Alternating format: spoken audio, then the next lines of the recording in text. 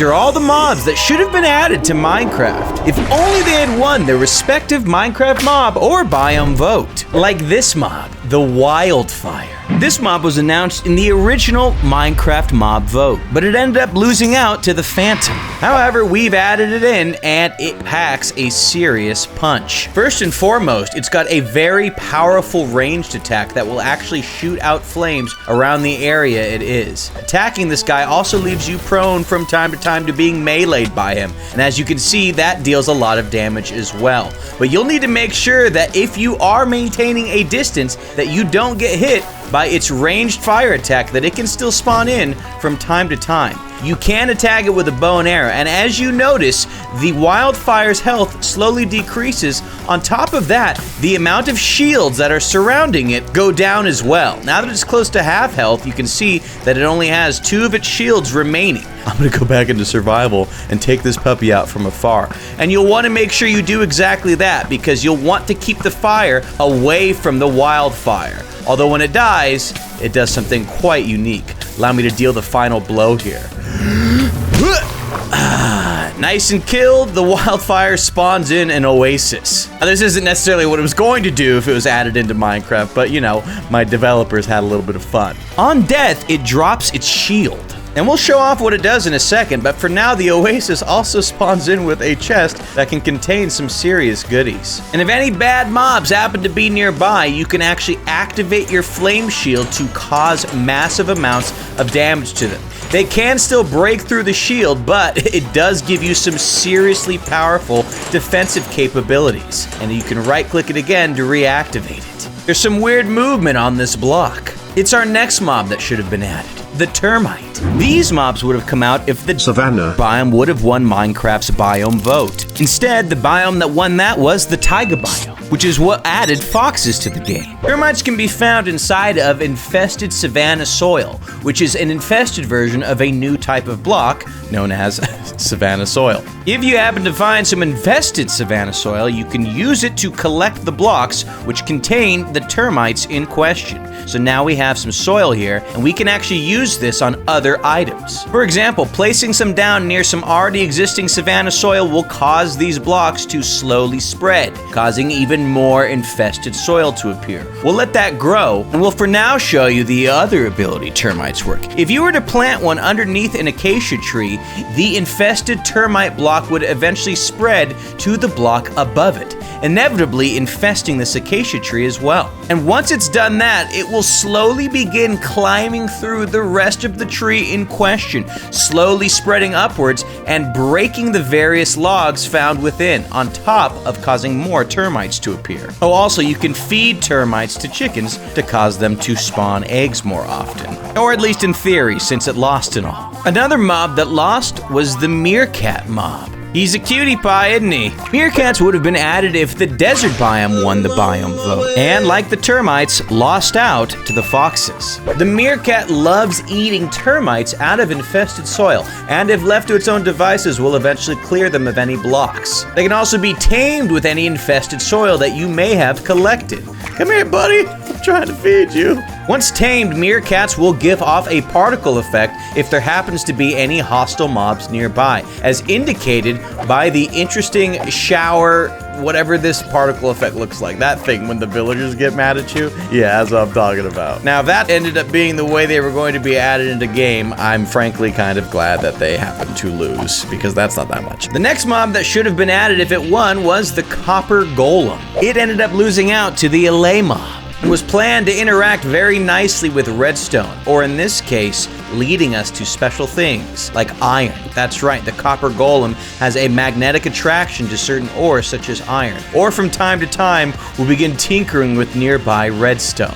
Kind of cute looking too. It should be worth noting that Copper Golems will only interact with copper buttons, which means they can be used to automate redstone mechanisms. And similar to a copper rod in game, is technically capable of being charged in the midst of thunderstorms. If a thunderstorm is active and you throw a trident at a Copper Golem that has the channeling effect added, you can actually charge up the Copper Golem, and it will start emitting little bits of charged particles off of it. And once the copper golem has been charged, it will not rust, which is very cool. Because in the event any hostile mobs are nearby, this copper golem will instantly strike them with lightning if they get too close to the golem in question. Talk about some serious base security. Although pressing my buttons is something that I could see getting annoying after some time. Moobloom should have been added as well. They ended up losing to the glow squid, and they were originally part of Minecraft Earth. Funny enough, they have a companion, the Moolip. They'll from time to time spawn flowers based on the given mob around them. And if you happen to kill one of them, in this case the Moobloom,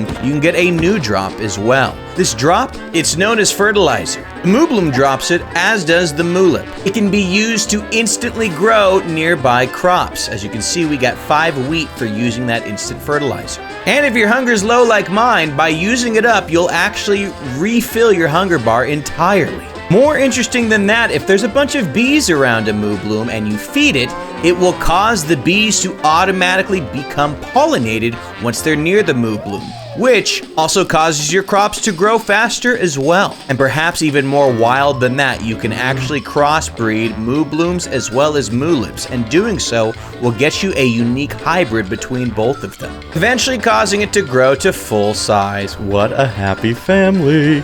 I mean, too bad they lost though. Kinda how the tough golem lost. This mob ended up losing to the sniffer in one of the more recent mob votes. Not only was it a cutie pie, it would also follow you around in-game. It was also capable of holding on to items for you, kind of acting as a bit of a showcase or pedestal. Our implementation of it probably is not how it would have eventually been added, but the idea was the moment you gave it an item, it would display it. In this case, it's got a pork chop tucked under its arm. We'll take it. If you wanted the mob to move again, you could just claim the items on back. The other cool thing about the tough golem was that it was capable of cleaning up, picking up your mess after you whenever you happen to be on a mining journey. The moment it gets close enough to random objects like cobblestone and the like, it will actually collect them for you, which is highly convenient because you could also right-click the tough golem to access its inventory. Imagine being in the caves with this guy, mining away, allowing him to pick up any of the scrap along as you keep on mining,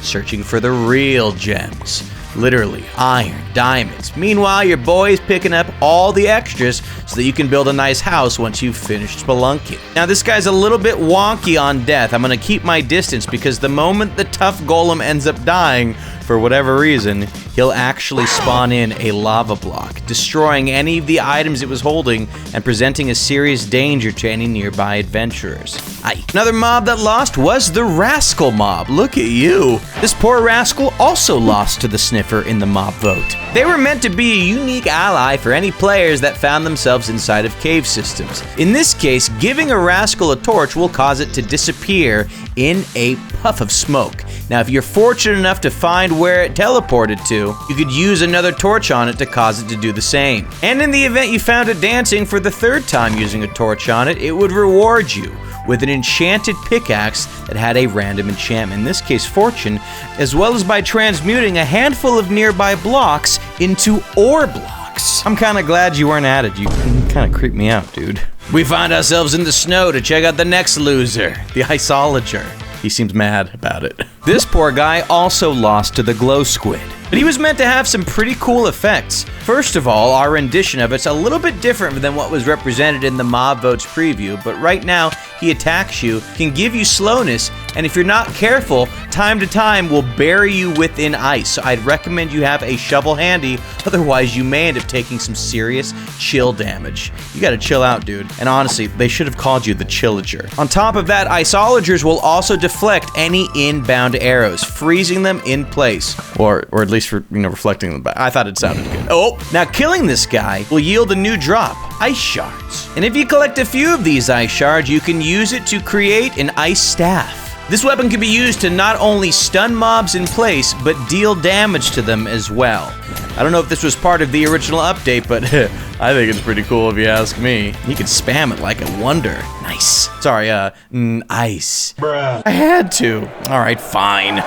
Glares are another Minecraft mob that lost. They too fell victim to the allay. In terms of what we had them drop, you know, nothing special. I think they dropped like, yeah, leaves. Glares were originally meant to avoid lit areas. And as you can see here, he's not thrilled about being in that lit area where the glow berries are, instead fleeing to the deep darkness. At least until I turn my brightness back up. Sorry, my friend. Don't know what to tell you. But in that darkness, which you can't really tell right now because I just lit the whole area up, it will actually be capable of dealing damage to any nearby hostile mobs that happen across its path. And there's a lot of damage, seriously. And this does me a huge favor. You'll want some help anytime you're in darkness, as bad as what we can see right here. Thankfully, he and I seem to be cool. We also have the Barnacle. This was another mob that was part of the original mob vote, losing out to the Phantom. And this mob's dangerous. It's capable of pulling down any mobs found nearby it until it kills them completely by dealing damage, though it's a little bit nicer to the player in question. Rather than killing the player like it would with a mob, the Barnacle will instead begin bringing you down with it, causing you the opportunity to drown, which doesn't sound that fun. So you better hope you have some rotten flesh on hand, which you can use, in this example at least, to escape from the Barnacle's grasp. Doing that buys you another chance at freedom and also somewhat tames the Barnacle, and it will now go for cods that happen to be nearby, sucking it in closer to it and dealing some damage along the way. Probably seen a little bit easier when we do it like this. Goodness gracious, this guy is hungry. This unique mob also comes with its own drop, although I can't say that the drop is unique. It gives you a Nautilus shell. But the team put together a fun idea for these shells. You can now craft them into a Nautilus helmet. And upon wearing this item, not only can you go deep diving with a permanent conduit effect for as long as you're in the water, it also, and this is a little overpowered, gives you an instant fishing effect, where the moment your bobber hits the water, you can instantly reel back and begin collecting fish faster than you've ever been able to in game. But I'm curious, which of these mobs did you want to win in the Minecraft mob vote? Let us know.